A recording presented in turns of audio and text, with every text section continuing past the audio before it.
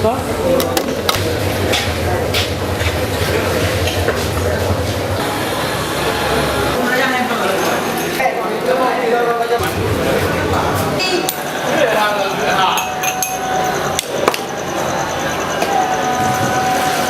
Aceh tidak hanya terkenal pada cita rasanya, tetapi juga dalam proses penyajiannya, seperti proses penyajian teh tarik di Malaysia.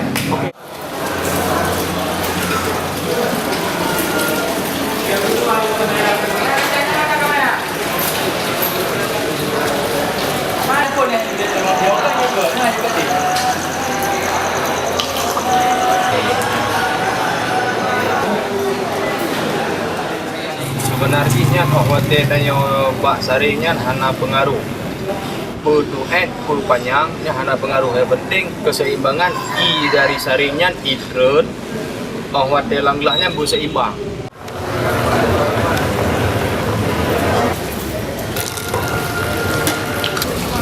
Lebih get lo tak tarik saringnya bu manyang tapi bu itren ji bu pahit dengar nya lebih lemak lo.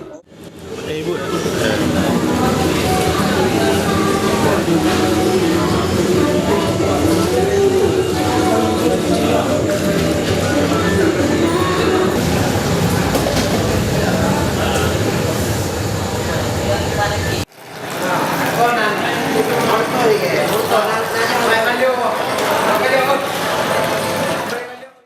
Dewasa ini, orang memanai warung kopi itu sudah sangat luas.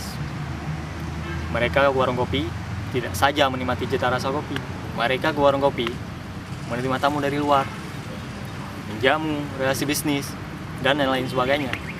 Seperti kami mahasiswa, sering mengadakan rapat yang sifatnya terbuka di warung kopi.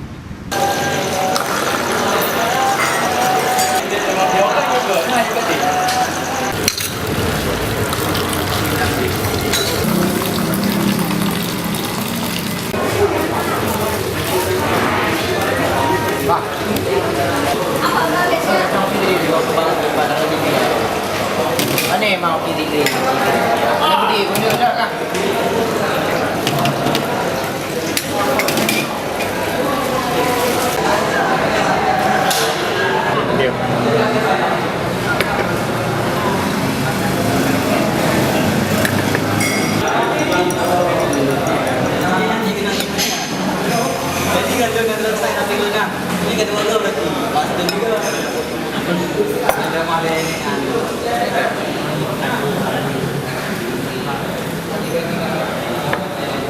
Tidak kupi dari pasi Sampodro kota sampo hansep kurusi ngan meja.